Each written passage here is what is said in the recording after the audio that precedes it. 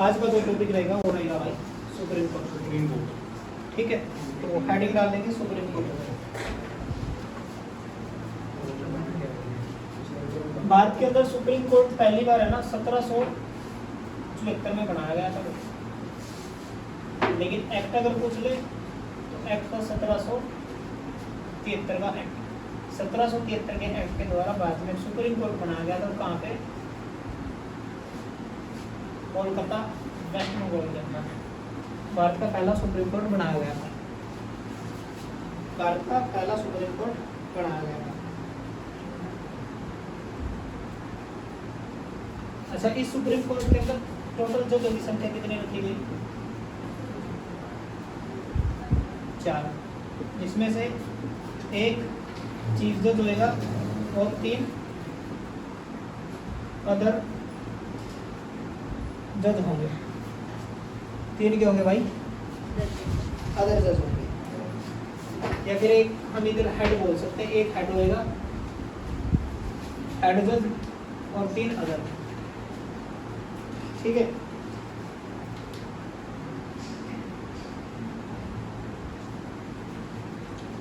ठीक है।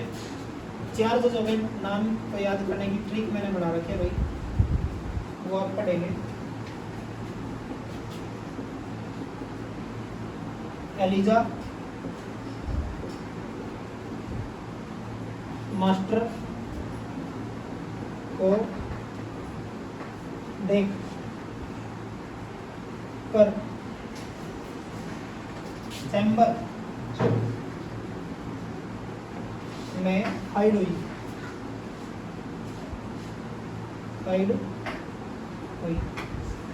Elijah master को देख कर चैम्बर में हाइड हुई। एलिजा में सर्कल लगा लो भाई। एलिजा जो थे वो इसके हेड थे। हेड की अगर मैं बात करूँ, कौन थे? पहले ही कौन थे? Elijah Impey. एलिजा इम्पे, हाँ, एलिजा इम्पे जो था भाई, ये चीफ जज था। ये क्या था? चीफ जज था पहला सुप्रीम कोर्ट का, जो कोलकाता के अंदर बना। ठीक है, उसके बाद लिखेंगे भाई चैम्बर। चैम्बर का है ये रहा। चैम्बर से क्या बन जाएगा भाई? दूसरा नाम, ये पहला हो गया, दूसरा नाम लिखेंगे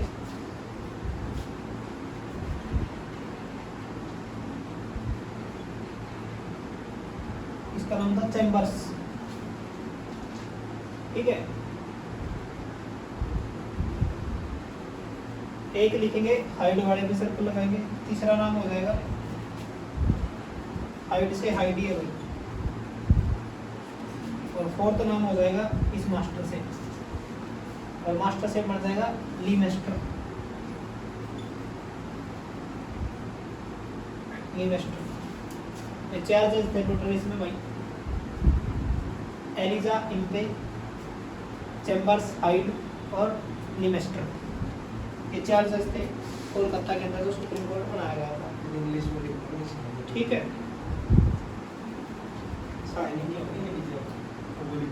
एलिजा, ठीक है।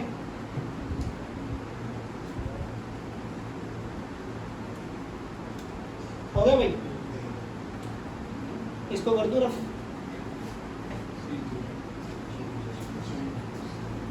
कर दूं रफ। एक है हाइड, एक है चैम्बर्स, एक है लिंचेस्टर, एक है एलिजा इम्पे। सर नाम थोड़े इंग्लिश में लिख देते हैं,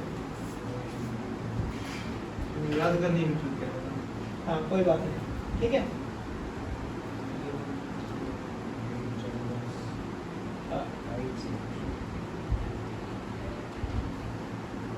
हो गया।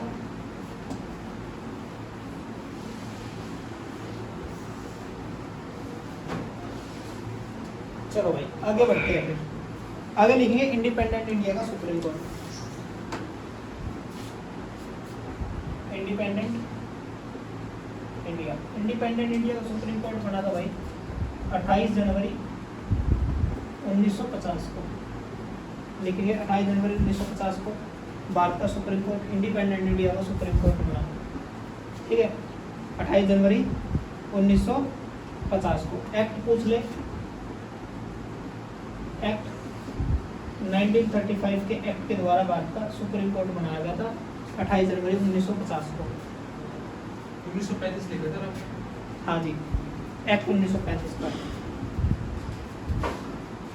पहले सबसे पहला कोलकाता में हुआ। हाँ, पहले सुप्रीम कोर्ट कोलकाता में था, लेकिन जैसे आज़ाद हुआ, हाँ, वो ब्रिटिश इंडिया का था।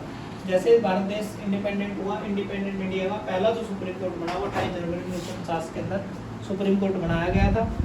ठीक है, एक्ट था 1935 का एक्ट, और इसके तहत ही बनाया गया था। दिल्ली में बनाया गया है ना भाई। सुप्रीम कोर्ट कहाँ पे है भारत में? दिल्ली के अंदर है। हो गया भाई। सुप्रीम कोर्ट जब ये बनाया गया इंडिपेंडेंट इंडिया का, तो इसमें जजों की संख्या रखी गई 8। 8 में कैसे रखे गए? एक रहेगा चीफ जस्टिस ऑफ इंडिया, और भाई 7 क्या रहेंगे? अदर जज। 7 क्या रहेंगे? अदर जज रहेंगे। ठीक है, ये हो गया बात। वैसे नॉर्मली एक बात और लिख लो, ब्रिटिश गवर्नमेंट में 3 हाई कोर्ट भी बने थे ब्रिटिश गवर्नमेंट के समय में। अभी लिखवा देता हूँ ये बात। ब्रिटिश गवर्नमेंट के समय में 3 हाई कोर्ट भी बनाए गए थे। पहले 3 हाई कोर्ट थे भाई लोग भारत के। कहाँ कहाँ पे बने थे भाई? कोलकाता, मद्रास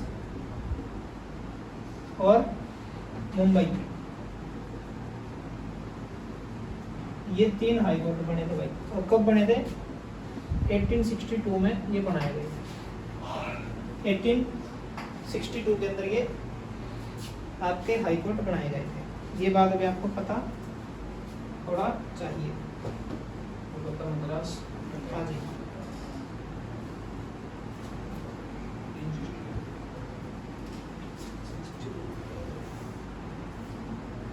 हो गया। चलो अगला पॉइंट लिखिए। First chief justice of India कौन बने भाई? उसका नाम क्या था?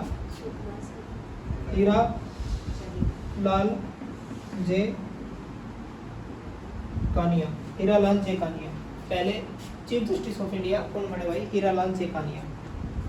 हीरा लाल जे कानिया क्या बने भाई? सुप्रीम कोर्ट के पहले चीफ जस्टिस ऑफ इंडिया।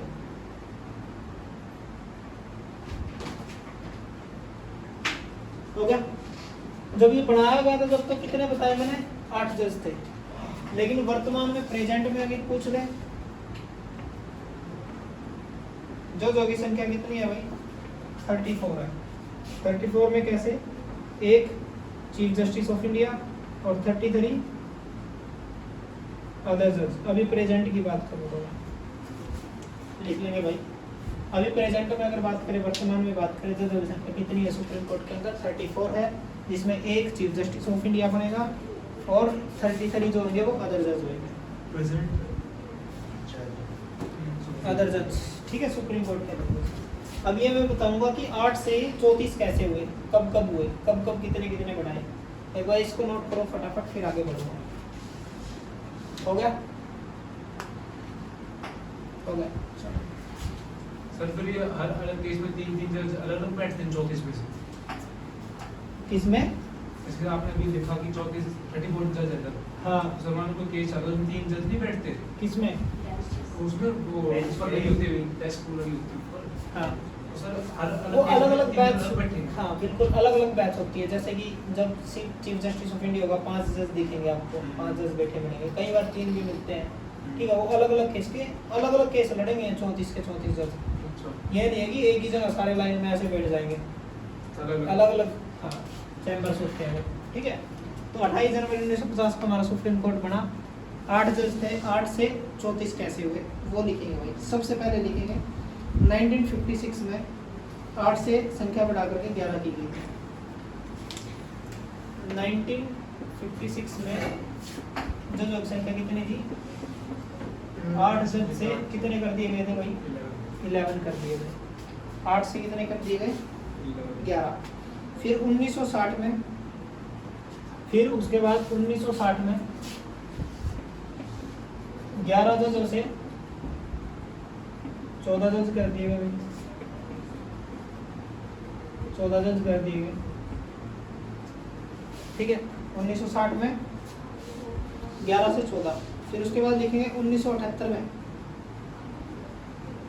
1978 में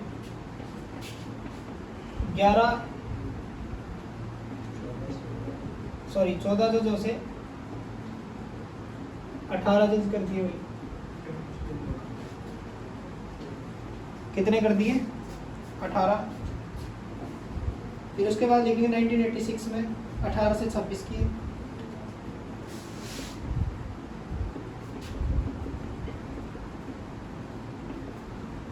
कितने कर दिए भाई? 26 तो जब संख्या कर दी 18 से 26। फिर लिखेंगे भाई 2008 में 26 जजों से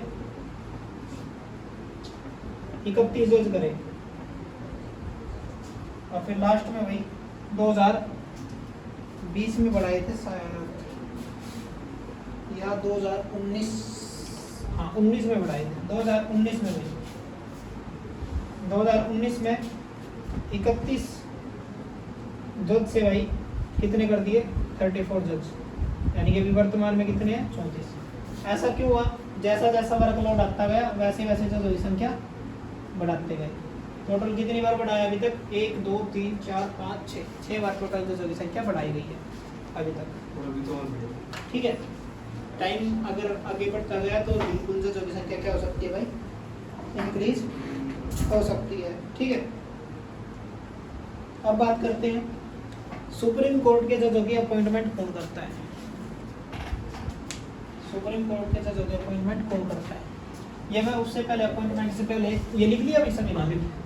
ये मैं उससे पहले अगर मैं बात करता हूँ, आपको ये पता होना चाहिए कि वर्तमान में प्रेजेंट में सुप्रीम कोर्ट के जज कौन है?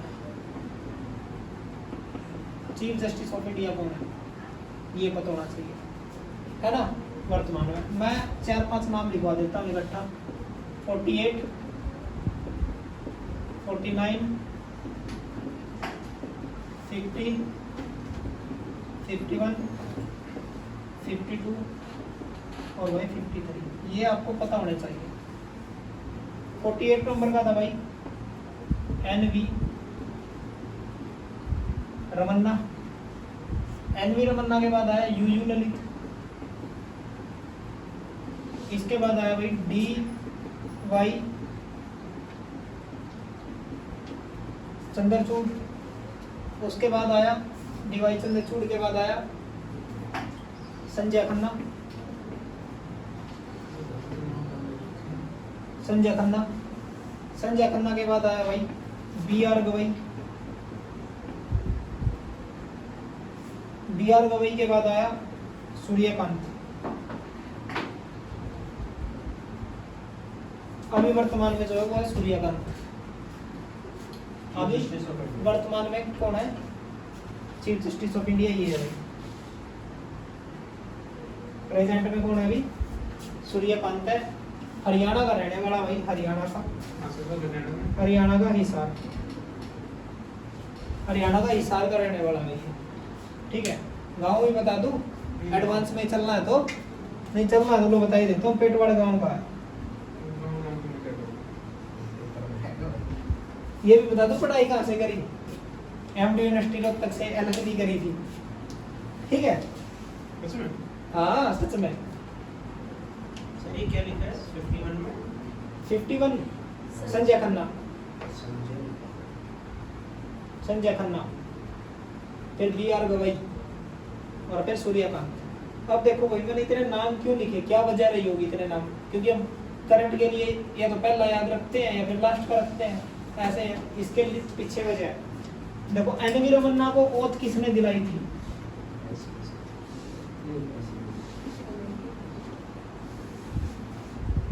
और वो प्रेसिडेंट कौन था भाई?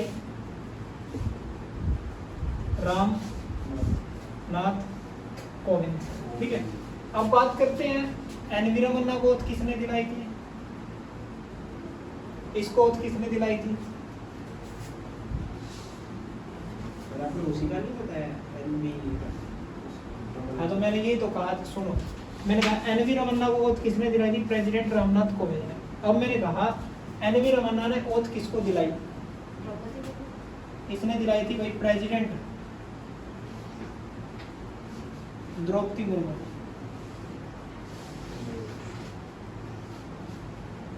द्रौपदी मुर्मू को। देश के अभी प्रेसिडेंट ऑफ इंडिया कौन है? द्रौपदी मुर्मू जी है। ठीक है, तो एनवी रमन्ना ने ओथ किसको दिलाई? प्रेसिडेंट को। अब यहाँ से एक क्वेश्चन याद रखना, प्रेसिडेंट ऑफ इंडिया सीजीआई को ओथ दिलाता है और सीजीआई किसको ओथ दिलाएगा? प्रेसिडेंट। अब उसके बाद है ना ये एनवी रमन्ना को छोड़ के ये जितने नीचे वाले बच गए इन सभी को ओथ दिलाने का काम किसने किया भाई? द्रौपदी मुर्मू ने किया। इसलिए ये इतने नाम लिखे हैं। हर साल चेंज होता है। हर साल चेंज नहीं होता, टाइम पीरियड तो इनका 5 साल का होता है। ठीक है, फिर कुछ जज ऐसे होते हैं जो बिल्कुल लास्ट टाइम में आते हैं, 1 महीना के लिए आया, जैसे यू ललित था 1 महीना रहा, डीवाई चंद्रचूड़ 6 महीना, 2 साल रहा डीवाई चंद्रचूड़, संजय खन्ना रहा था 2-1 महीना, बी आर गवई 6 महीना रहा है, और सूर्यकांत तक थोड़ा लंबा चलेगा। ठीक है, टाइम पीरियड तो ज़्यादा होता है बट एज भी मैटर करती है, वो आगे बताऊंगा मैं सारी चीज़।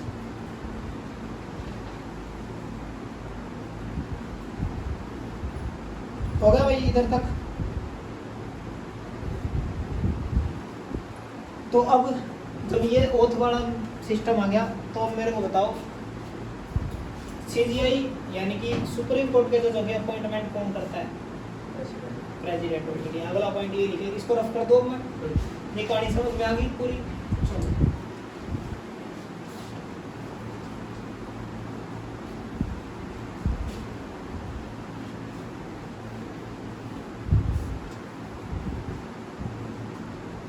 तो लिखेंगे भाई सुप्रीम कोर्ट के जो जज है भाई उनके अपॉइंटमेंट कौन करेगा?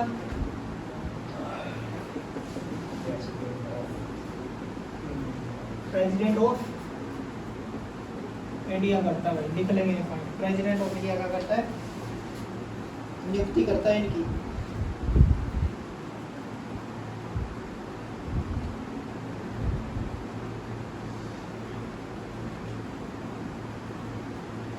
हो गया? चलो, यानी कि प्रेसिडेंट ऑफ इंडिया किसकी भी अपॉइंटमेंट कर दोगे? सीजीआई की, chief justice of India. But अगर मान लो अदर जजों की बात करें, अदर जज की भी अपॉइंटमेंट कौन करता है? President of India. जब मैंने तो ये बोला ना सुप्रीम कोर्ट के जज अपॉइंटमेंट कौन करता है? President of India. तो पहले तो किसको करेगा? सीजीआई को, चीफ जस्टिस ऑफ इंडिया को, फिर बाद में जो जज बनेंगे उनकी। तो अगर अदर जजों की अपॉइंटमेंट करनी है ना तो वो किससे एडवाइस लेता है? प्रेसिडेंट ऑफ इंडिया सीजीआई से एडवाइस लेगा भाई, और जब जाके अदर जज की अपॉइंटमेंट करता है। ये पॉइंट लिख लेंगे, इंपॉर्टेंट पॉइंट है।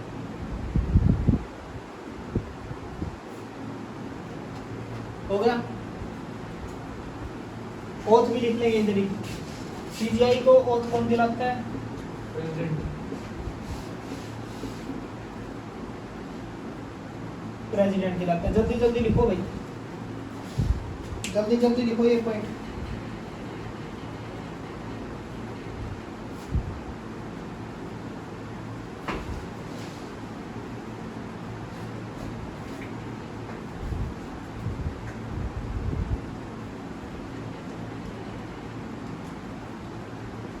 जल्दी लिखो, अगला पॉइंट लिखूंगा, मजेदार इंपॉर्टेंट है पॉइंट है।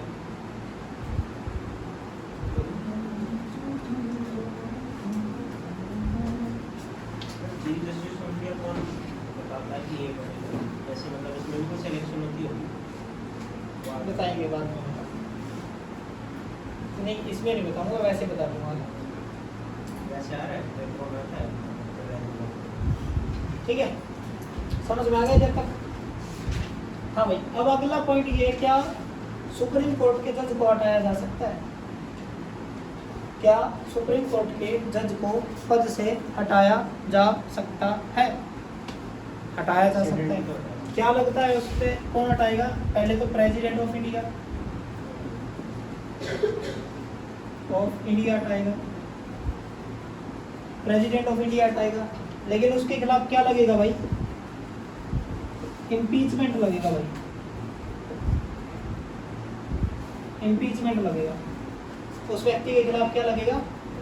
इम्पीचमेंट लगेगा। और इम्पीचमेंट कैसे लगता है भाई? पार्लियामेंट के दोनों हाउस से, लोकसभा राज्यसभा से वो पास होना चाहिए और फिर प्रेसिडेंट ऑफ इंडिया उसको साइन करके हटाएगा, रिमूव करेगा। यानी कि दोनों से 2/3 की मेजोरिटी से, 2/3 की मेजोरिटी से, वही मैंने बताया 14 दिन पहले लेटर दिया जाएगा, ठीक है। 1/4 के साइन होने चाहिए उस लेटर पे, फिर 2/3 की मेजोरिटी होगी, पास हो गया तो लोकसभा से राज्यसभा जाएगा, राज्यसभा से भी पास हो सकता है। प्रेसिडेंट ऑफ इंडिया अगर साइन कर देता है तो पद से रिमूव किया जा सकता है। अगला पॉइंट वेरी इंपॉर्टेंट है, पेपर में पूछा जा सकता है कि अब तक किसी सीजीआई को पद से हटाया गया है या किसी के खिलाफ इम्पीचमेंट लगा है? ये बात, आज तक कोई भी सीजीआई नहीं हटा इम्पीचमेंट से, लेकिन एक के खिलाफ इम्पीचमेंट लगा जरूर है। वो लिखेंगे कौन थे? उसका नाम था भाई बी रामास्वामी। क्या नाम था? बी। इम्पीचमेंट किसके खिलाफ लगा था? इम्पीचमेंट किसके खिलाफ लगा था? उसका नाम था बी रामास्वामी। इसके खिलाफ लगा था भाई, B Ramaswamy chief justice of India थे, इसके खिलाफ लगा था। और ये लगाया गया था 1991 में, 1991 जब मनमोहन सिंह फाइनेंस मिनिस्टर थे। और इसका टाइम पीरियड कितना था भाई? 1989 से 94, 89 से 94 इसका टाइम पीरियड था टोटल, ठीक है। 89 से 94 यानी कि 5 साल, ठीक है, 5 साल ये रखता। 91 में इसके खिलाफ क्या लगा? इम्पीचमेंट, लेकिन वो पास नहीं हो पाया, तो इसने पूरा समय अपना करा था 89 से 94 तक। लिख लेंगे भाई, अभी तक एक ही व्यक्ति है जिसके खिलाफ क्या लगा? इम्पीचमेंट लगा। अगला प्रश्न तुम्हारे से है भाई, सुप्रीम कोर्ट का जज बनने के लिए मिनिमम एज क्या होती है? कोई बताएगा मेरे को? 30, 35, 60 है? बुढ़ापे में बिल्कुल मरने को है, जब बिठाएंगे गद्दी पे। सर 30, 35 है। एक आधी और बोली लगा दो, देखी जाएगी। मैं तो 35 ही बोल रहा हूँ। लिख लो भाई, सुप्रीम कोर्ट का जज बनने के लिए मिनिमम एज नहीं होती कुछ, ठीक है, कोई एज नहीं है। लेकिन मैक्सिमम एज की बात करें तो 65। मैक्सिमम एज की अगर मैं बात करूं भाई 65, यानी कि 65 की एज में वो रिटायर्ड हो जाएगा भाई, है ना, पद से हटा दिया जाएगा अगर उसकी मैक्सिमम एज ये है ना। सुप्रीम कोर्ट की के अंदर जज बनने की मिनिमम एज नहीं होती, लेकिन मैक्सिमम एज की बात करें भाई 65 होती है। और आपको एक अगला पॉइंट और बता दूं, वेरी इंपॉर्टेंट है, नोट कर लेना ये माइंड में, बिल्कुल ऐसे छाप लेना, ये बात ध्यान रखना। सुप्रीम कोर्ट से अगर जज क्या ले भाई, रिटायर्ड हो जाए, तो उसके बाद भारत के, इंडिया के किसी भी कोर्ट में, हिंदी में लिख देता हूँ भाइयों में, किसी भी कोर्ट में वो क्या नहीं कर सकता भाई? वकालत नहीं कर सकता, प्रैक्टिस थोड़ा ना करेगा।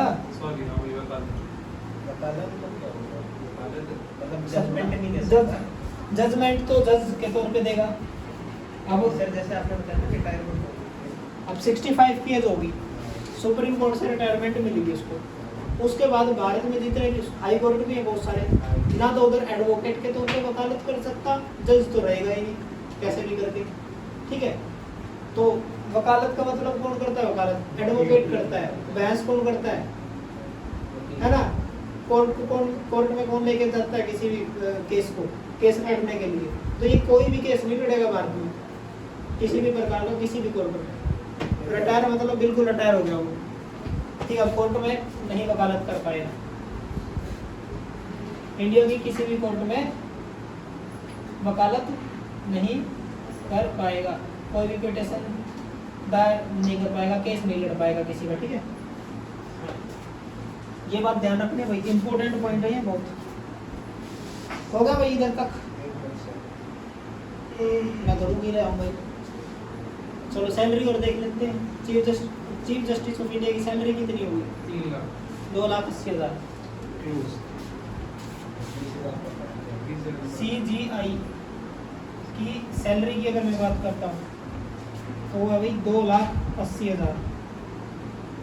80,000, ठीक है। अगर मैं बात करता हूँ जज की सैलरी में तो वो है 2,50,000, ठीक है, 2,50,000। बिल्कुल पूछ ली जाती है भाई। हो गया इधर तक? चलो भाई अगले पॉइंट की ओर बढ़ते हैं। अगला पॉइंट वेरी इंपॉर्टेंट है, क्वालिफिकेशन ऑफ सुप्रीम कोर्ट जज। क्वालिफिकेशन ऑफ सुप्रीम कोर्ट जज, इसको कर दूँ रफ, बड़े प्यार से कर देता हूँ। बोलो मत शांति शांति बनाए रखो मुन्ना। सुप्रीम कोर्ट का जो जज होता है भाई, ये अगर मैं लिख देता हूँ, क्वालिफिकेशन ऑफ सुप्रीम कोर्ट जज। बातें मत कराए। तो पहली क्या लिखेंगे? फर्स्ट इंडियन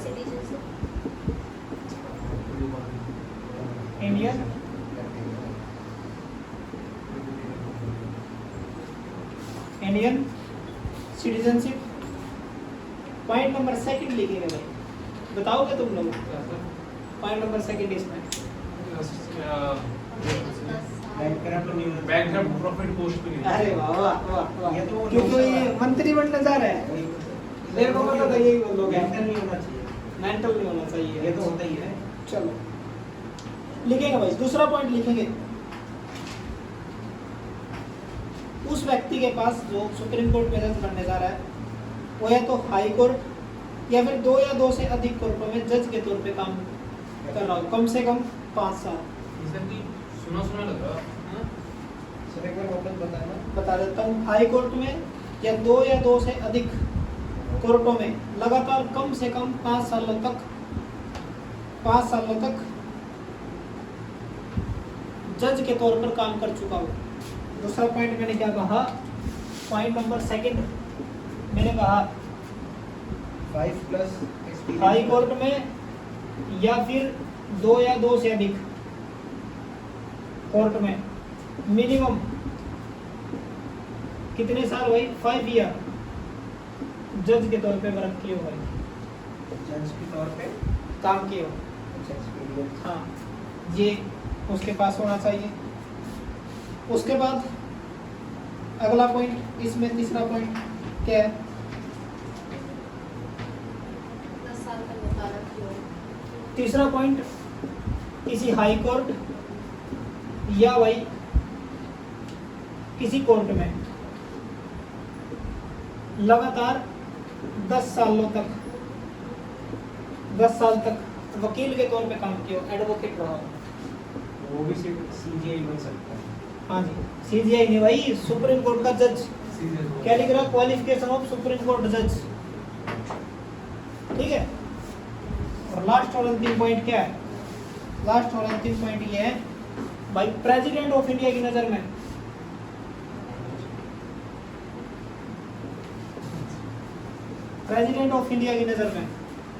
भाई कानून का अच्छा ज्ञात होना चाहिए। कहनी है कि हमारे कॉन्स्टिट्यूशन की जबरदस्त नॉलेज होनी चाहिए। अगर ऐसा कोई शख्स है और वो प्रेसिडेंट की उसके ऊपर नजर पड़ जाती है तो प्रेसिडेंट उसको सुप्रीम कोर्ट का जज बना सकता है, ठीक है। समझ में आ गई बात? चलो आज के लिए भाई इतना ही पढ़ेंगे, फिर उसके बाद थैंक यू। कल पढ़ाऊंगा। आज के लिए इतना ही, तब तक के लिए नमस्कार, जय हिंद, जय भारत, जय हरियाणा।